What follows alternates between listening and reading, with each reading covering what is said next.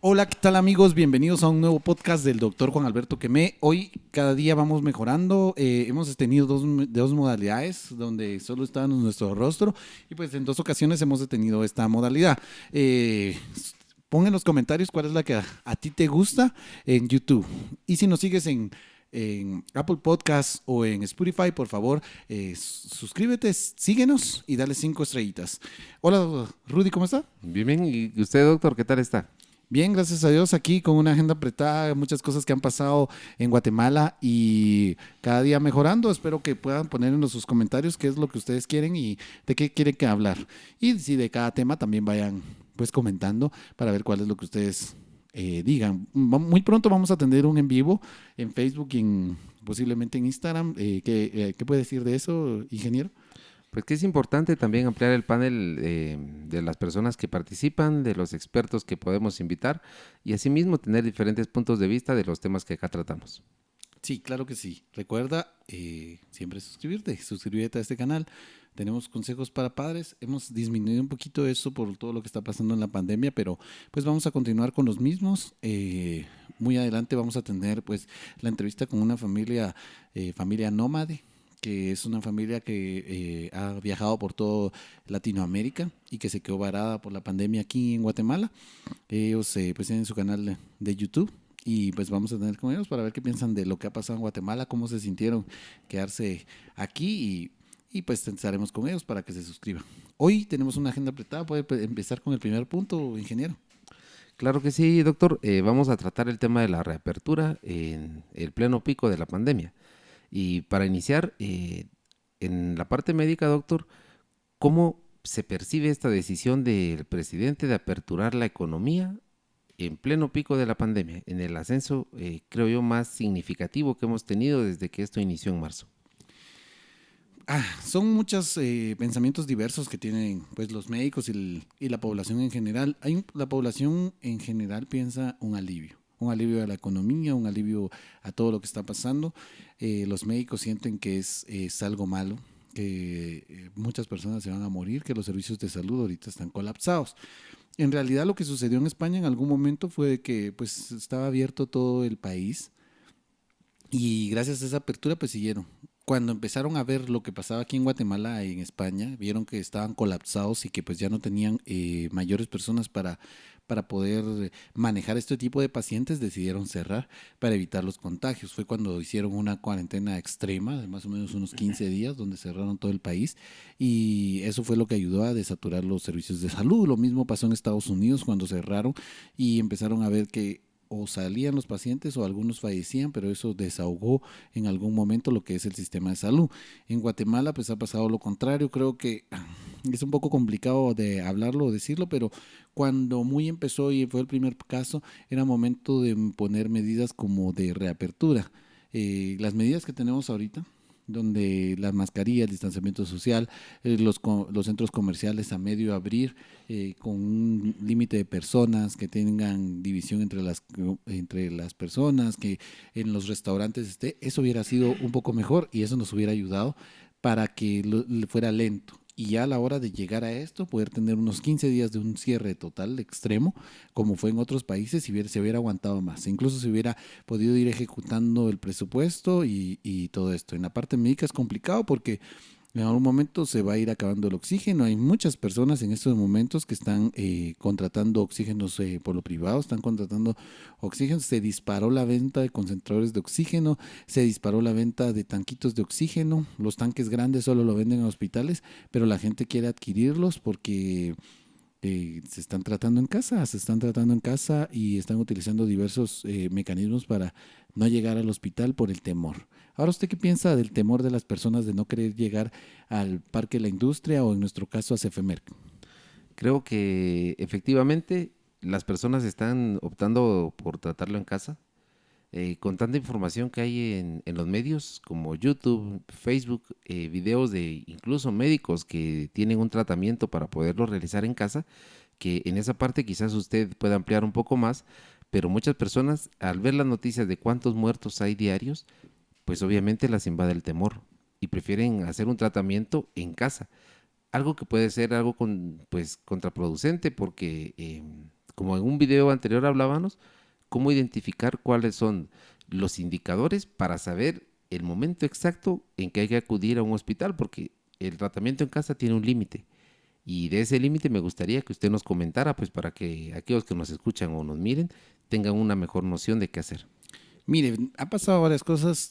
Tengo algunas anécdotas. Tengo un colega que vio a un paciente, consideró que fuera COVID, le pidió el hisopado, le dijo, mire, tiene que hacerse el hisopado, yo creo que es COVID, inició tratamiento en casa, acitromicina, un poco de descongestionante, acetaminofén y dexametasona, diferentes medicamentos que pudo utilizar para ayudar a que pues, el paciente no continuara.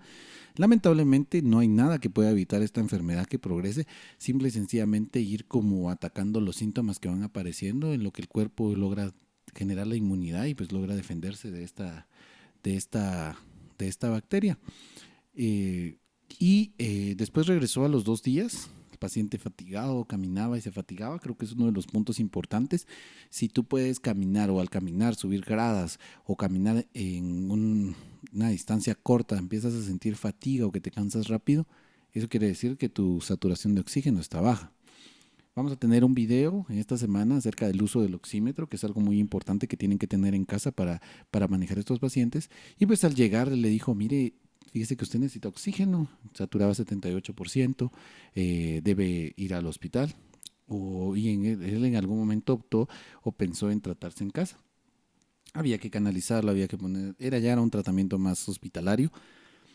Sin embargo, el paciente optó por regresar a casa y va a ver. Mi colega lo volvió a preguntarle y todo, y aparentemente no habían tomado la decisión de ir al hospital aún por el temor.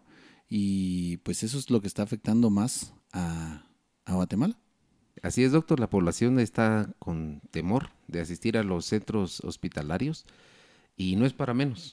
La gran mayoría de las personas que van, según lo que se ha relatado en los medios de comunicación, si ingresan al intensivo, la probabilidad es muy alta de que no salgan vivos. Sí, definitivamente. Lo mejor para tratar a estos pacientes, déjeme contarle, es no llegar a ventilación. Porque ya con ventilación es muy complicado manejar a estos pacientes. No solo ataca a nivel pulmonar, sino que ataca a nivel renal, a nivel sistémico, totalmente, la enfermedad. Sin embargo, en el hospital de Quetzaltenango tenemos la bienaventuranza de tener alto flujo y de tener escafandras que usan oxígeno y óxido nítrico para que los pacientes oxigenen de una mejor manera. Esto es algo que cambia todo el rumbo de la enfermedad, ¿verdad? Si se atiende a tiempo y se detecta cuando hay un déficit respiratorio importante, se logra poner la escafandra, los medicamentos, el esteroide, el antiinflamatorio. En muchas ocasiones utilizan antibióticos, están utilizando antibióticos de alto espectro porque hay muchos pacientes que se están complicando con infecciones. Han visto en diferentes pues estudios o diferentes tratamientos de las personas, se ha logrado observar que están infectados con otra bacteria y esto es algo que con los antibióticos ellos van a ir mejorando. Entonces hay que tener el tratamiento. Eso tampoco puede predecir que a la hora de poner el medicamento el paciente no va a llegar a estar en en intensivo, pero podemos evitarlo tempranamente. Si los pacientes no quieren llegar a intensivo, pero se mantienen en casa tomando tratamientos como antigripales. Hay muchos que se están inyectando antigrip o están de tomar antigrip porque como la cajita dice antigripal.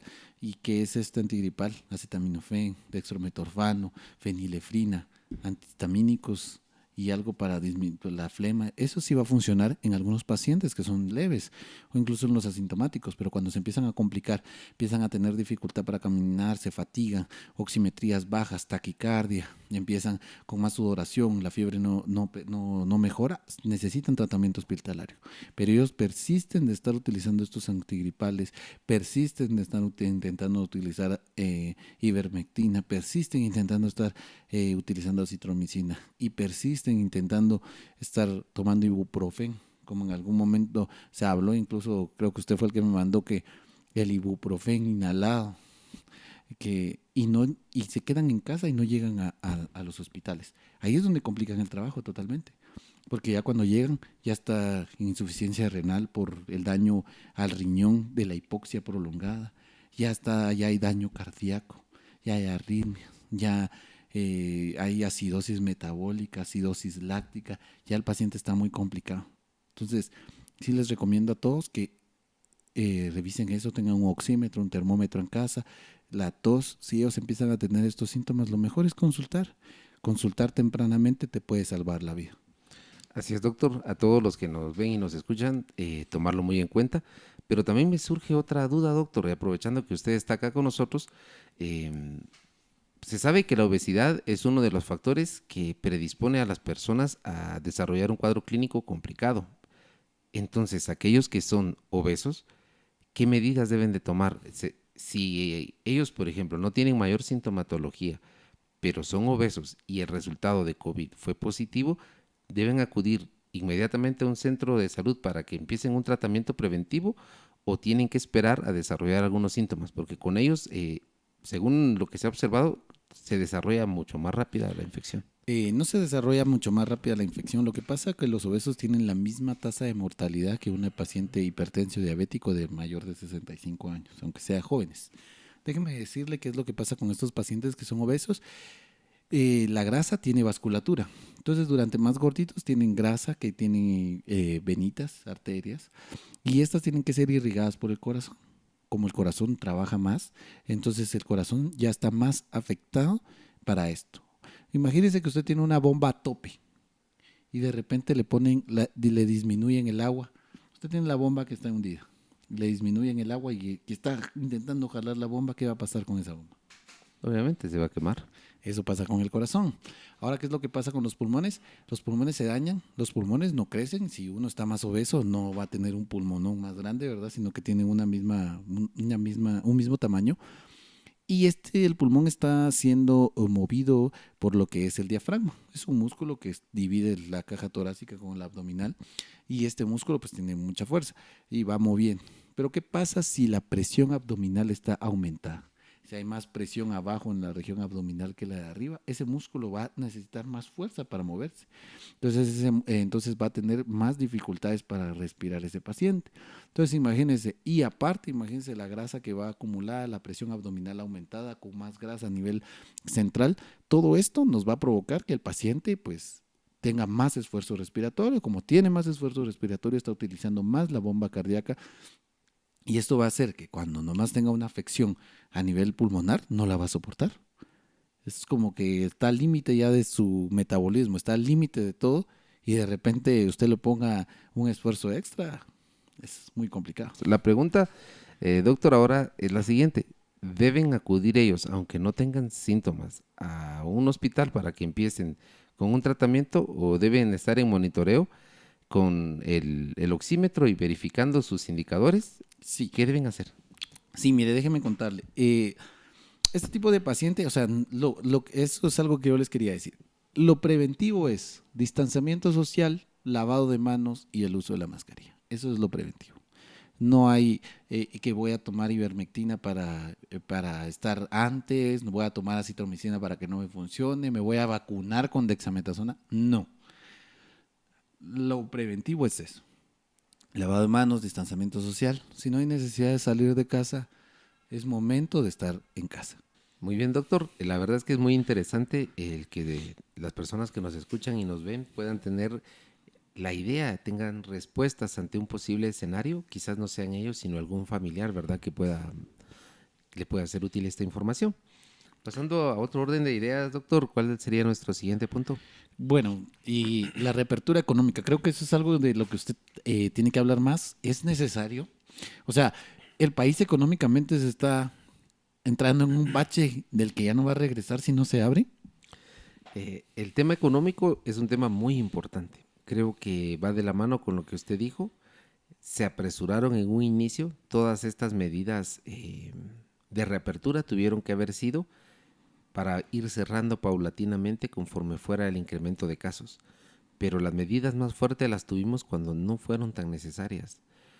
Habrán criterios que digan que gracias a eso se tuvo una contención, pero considero que no se tuvo una contención, sino que estas medidas se hubieran ido aplicando y siendo más drásticas conforme fuera creciendo la curva, pero no fue así. Entonces, obviamente el país ya está en una recesión. Ahora se hace una apertura del país, pero no hay políticas anticíclicas claras, porque se debe fomentar el flujo de efectivo en la economía. Como ya hemos platicado en temas anteriores, es importante que se abra la economía, pero hayan políticas, o sea, incentivos para que las personas puedan invertir. Aparte de que se perdieron muchos empleos, muchas familias no tienen cómo invertir, pero varias sí podrían empezar a hacer fluir el dinero a las actividades no esenciales. Mire, a mí me da una duda. ¿A qué se refiere con políticas anticíclicas? Realmente son las disposiciones, son las directrices que nacen como una estrategia del gobierno y las diferentes instituciones, como el Banco de Guatemala, por ejemplo. Parte de la política podría ser la reducción de la tasa líder. Entonces, cuando hay una reducción de la tasa líder, hay un mayor flujo de efectivo en la economía. Podría ser una de ellas. También habían otras estrategias, por ejemplo, que se eliminara por completo el impuesto de solidaridad, que era temporal y se ha vuelto permanente, ¿verdad? O sea, porque eso hace que las empresas tengan más liquidez para poder invertir. Interesante. Porque hablamos de lo médico, ¿verdad? Y en lo médico hablamos de que o sea, es preocupante para la salud de la población reabrir de esta manera y en este momento específicamente. Dice que hay que tener una reproductividad del virus menor de uno y eso se encuentra a depender de las pruebas que estamos dando y eso va directo al segundo punto que tenemos que tratar. Bueno, creo que el primer punto se extendió, pero el siguiente punto, 5.000 pruebas al día, dice el gobierno que está haciendo ahora. ¿Qué piensa usted de eso? Yo le daría las gracias al sector privado que a raíz de que se autorizó que los distintos laboratorios y centros médicos pudieran hacer pruebas de coronavirus, todo el grueso de la población tiene más confianza en realizar una prueba en una institución privada. La pregunta es, ¿tendrán todos la capacidad económica para hacerlo? Creo yo con bastante seguridad que este incremento en el número de pruebas diarias es gracias a los laboratorios privados. Sí, bueno, y tendríamos que ver qué tipo de pruebas, ¿verdad? Si es PCR o antígeno. Porque el PCR cursa en un más o menos 3.500 en Quetzaltenango y el antígeno, que los dos son en hisopado, que la gente piensa que el hisopado es el PCR, pero no, el hisopado y el antígeno es lo mismo, está rondando entre 400, 700 y he llegado a escuchar 900 quetzales. Aquí en Quetzaltenango ese es el rango de precios, doctor. Y eso es, y póngalo en pensar de que eso es aquí en Quetzaltenango. ¿Cómo será en la capital? Creo yo que en la capital, como todo, es un poco más elevado el precio. De hecho, hay centros como el Pilar, el Herrera y Erandi, que son obviamente hospitales para personas con una capacidad adquisitiva mayor. Bueno, mire, yo sería del de pensar, bueno, ¿realmente hubo una contención amplia o en qué realmente estamos? Porque supongamos cuántas pruebas se hacían antes, 1.000. Va, y ahora se hacen 5.000, pongámosle. Y de esas 1.000, más o menos un 50-60% salía positiva. De 5.000 lo mismo. Entonces, ha aumentado porque tenemos más capacidad de dar diagnóstico. No sé si ha aumentado porque hasta en el ambiente yo conozco calles, barrios y municipios enteros que están infectados. Efectivamente, doctor, yo también he notado un comportamiento extraño. He tenido información de 2 laboratorios en Quetzaltenango y de estos, por ejemplo, en uno, el 46% de un día dio positivo. En el otro laboratorio, aquí en Quetzaltenango, 25%. Creo yo que es algo bastante variable. Creo que la gente, a raíz del temor, está yendo a hacer la prueba y también debemos de tocar el tema que eh, la sugestión está jugando un papel importante para que las personas tengan la necesidad de ir a hacer la prueba y que digan, puedo tenerlo. Quizás la sugestión también está jugando un papel importante. Otra cosa importante y otro tema, ¿cómo determinar que estamos en el pico de la pandemia? Salía un video que incluso yo subí en mi canal de YouTube que los residentes del Hospital Regional de Occidente pedían como apoyo porque se sentían que ya no se daban abasto, que estaba mal el sistema y que necesitaban ayuda. Porque ellos ya piensan que está colapsado o está a punto de colapsar y ya no van a tener lugar para atender a los pacientes y sienten que la carga laboral es excesiva. Esto se ha venido aumentando a raíz de esto. Mi pregunta es, Todas las medidas que se adoptan, todas las medidas que se tienen que tomar es para evitar que la curva se eleve. Entonces, ¿qué tanto han ayudado las medidas actuales si de todos modos la curva va para arriba en ascendente? Cuando buscamos en Google, pues si se pone ahí casos nuevos de COVID en Guatemala, sale la gráfica. Lo más extraño es de que la gráfica no es exactamente así, sino que la gráfica es un día baja, un día sube, un día baja, un día sube. Pero cuando usted la pasa por Excel, es para arriba. Es para arriba. Entonces, y ahorita reabrimos en pleno ascenso. Los resultados de esta reapertura, los resultados de esta reapertura van a estar siendo visibles la próxima semana. Dentro de una semana, 15 días, vamos a tener ya los resultados de estas decisiones. Creo que ahorita nosotros tenemos una perspectiva y las personas que tomaron la decisión tienen la esperanza de que no sea así, pero el tiempo va a responder. Creo que nuestro pueblo no es un pueblo que esté acostumbrado a seguir instrucciones. De hecho, están acostumbrados a desacatarlas. Y ese es un problema muy grande. Y más cuando se tiene a la vuelta de la esquina el inicio de operaciones del transporte urbano y extraurbano. Creo que ese va a ser un detonante. Si se conservan las actitudes de las personas, pilotos, en cuanto al transporte urbano y extraurbano, vamos a tener focos muy grandes de infección. Bueno, y ahí entraría otra pregunta. Supongamos que Quetzaltenango, ¿qué va a pasar con la terminal? La terminal ya se salió, se está comiendo el templo minero, solo falta que pongan venta de altura dentro del templo Minerva, creo que por eso lo cercaron, porque si no así estaría. He pasado por ahí, antes era un embudo del lado de la terminal, ahora es un embudo de los dos lados. Gente hace lo que quiere, parquean pickups en doble fila, descargando, gente caminando, gente poniendo ventas casi que en plena calle, los carros a puras penas pueden pasar y adueñados totalmente del sector. Y a la hora con la reapertura del transporte urbano, ¿qué va a pasar? Porque esa era la región donde ellos se posicionaban, ¿no? Pues la verdad es que estamos esperando.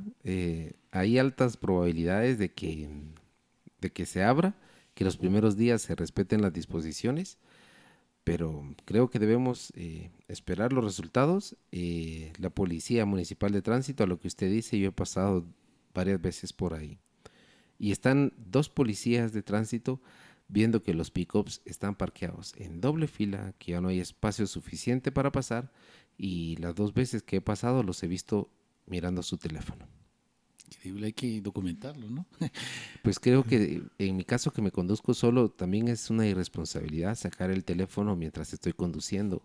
Eh, Creo yo que el testimonio de esta persona con el de otros que también habrán transitado podrán respaldarlo y saber que sí es así. Eso es increíble. Y bueno, en Quetzaltenango pues no se ha dado, estamos en rojo. Pero que yo vi en Facebook que se abría la pradera hoy, se abría Interplaza, pero en Guatemala empezó a transitar el Transmetro. Nuestro metro, entre comillas, ¿no? Que es un bus, no se ha dado abasto para mantener la población. No sé si el gobierno no ha querido comprar más unidades para que subamos en España. Cada 3 4 minutos pasa el metro. No hay necesidad. No hay necesidad de estar esperando ni de saturarlo, pero aquí se satura totalmente por la falta de unidades. Obviamente esto se hace para tener más ganancias. Durante más metros tenga un bus y aguante, más ganancias va a tener que menos. Pero mi pregunta ¿es sustentable tener el transporte público? ¿Ellos ganan lo suficiente como para no comprar más unidades? ¿O que ganan tan poco que no pueden comprar más unidades y tienen que saturar el servicio de salud? El servicio de transporte, ¿qué pasa ahí? En la ciudad capital, Sí, en la ciudad capital recordemos que el Transmetro surge de una idea que se copió de México. Colombia. En Colombia fue donde se implementó por primera vez y ella se llama Transmilenio. Personalidades de Guatemala fueron a ver el funcionamiento de este Transmilenio a Colombia y lo replicaron en Guatemala. Cabe destacar que la infraestructura de ambos países es diferente, además de que si lo ve usted de esta forma, allá son vías totalmente exclusivas. Aquí hay pedazos en donde son exclusivas, pero obviamente en otras no se comportan tan exclusivas. Se da cuenta que incluso vehículos particulares ingresan a las vías del Transmetro y se hace un caos. Las situaciones de las calles reducidas donde tienen que dar vuelta. No es como usted menciona en España, que son carriles dedicados y son subterráneos. Es otro Ahora, nivel. la pregunta es, la metrópolis guatemalteca, ¿se merece un metro subterráneo? ¿O no tenemos la capacidad o no tenemos pues la necesidad de tener este tipo de transporte? Creo que según estudios del subsuelo de la ciudad capital, no es viable y también porque nos encontramos en una zona altamente sísmica. Entonces, técnicamente no es viable. Por eso es que estaban hablando de un teleférico de Misco hasta el Trébol, si no mal recuerdo, como un proyecto de la ciudad capital, porque es más viable hacerlo de manera aérea que de manera subterránea. Otra cosa que usted platicaba y es importante es el tema de los costos, si no sale, porque ahora están pidiendo un incremento, obviamente. Hace unas semanas hacía yo los comentarios en las redes sociales que el tema principal no iba a ser tanto la reapertura de los servicios de transporte, sino el llegar a un acuerdo en el precio. Y efectivamente, así está siendo. El problema es que ellos quieren subir la tarifa y obviamente si cumplieran con las disposiciones, hay costos en los cuales incurren. El problema es que el transporte acá con nosotros funciona de la siguiente forma.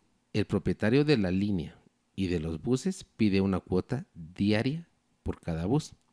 El piloto, que únicamente tiene la unidad prestada, entre más gente pueda transportar, mejor, porque después de cumplir la cuota diaria, el excedente es su salario y el del ayudante. Entonces, prácticamente a la persona le dan el bus, pero me imagino que sin insumos. Entonces, el mismo chofer tiene que adquirir los insumos y tiene que proporcionarlos. Entonces, ahí está lo complicado, porque no sabemos cuánto es a ciencia cierta la ganancia del propietario de las líneas, cuánto es lo que invierten en mantenimiento, cosa que nosotros vemos que no invierten. Los buses de Quetzaltenango están que se caen. Entonces, a partir de eso podemos decir que no invierten mucho en mantenimiento. Y aparte también el combustible corre a cuenta del chofer. El chofer tiene que llenar la unidad de diésel. Sí, creo que si no estoy mal, lo que hacen es el propietario entrega lleno el tanque y así lo tienen que entregar, lleno. O sea, lleno reciben, lleno entregan. Sí, definitivamente es un poco complicado. Usted mira la viabilidad. No somos un departamento o un municipio que haya mucho calor. ¿Usted vi en las redes sociales convertir en un Quetzaltenango, un mini Ámsterdam, un ciclovías? ¿Cree viable? Verdaderamente, si tuviésemos una cultura de respeto al peatón y al ciclista, sí.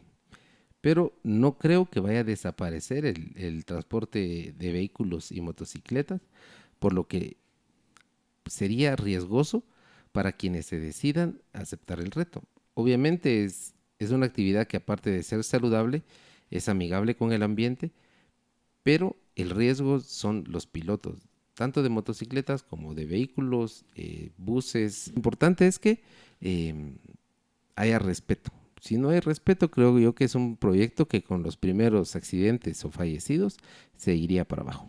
Bueno, para realizar este proyecto lo que se debería hacer sería recuperar los espacios públicos, ¿no? Las aceras y generar un proyecto para hacer aceras unificadas, algo más o menos como lo que está en Salcajá, que es una acera, pues, todos iguales y ahí es donde pasa la ciclovía y para caminar y todo esto, para que sea mejor. Me llama la atención pues, el paso que hay desde, más o menos desde la Universidad de San Carlos, del zoológico, y va a dar al Parque Israel, pero está cortada por el mercado. Y esa es una caminata hermosa. Yo he ido caminando por ahí y los árboles de frente de la San Carlos perfectos. Pasa el mercado complicado, después llega a lo que es Lo que es el complejo deportivo, nítido, caminar hasta abajo, no hay ningún problema, pero el mercado es un obstáculo. Sí, creo yo que la municipalidad tiene un reto que hasta la fecha creo que no han tenido el poder de decisión, incluso acompañados de la gobernación, no han acatado las instrucciones, los del mercado, simple y sencillamente, como que nunca las hubieran dado, como que las autoridades no existen y tampoco las sanciones. Bueno, creo que son la mayoría de puntos que teníamos para tratar. Recuerda suscribirte al canal. ¿Algún punto extra que se haya quedado fuera del tintero? Claro que sí, solo invitarlos a todos a que estemos pendientes ante las últimas acciones políticas que se están llevando a cabo en el país.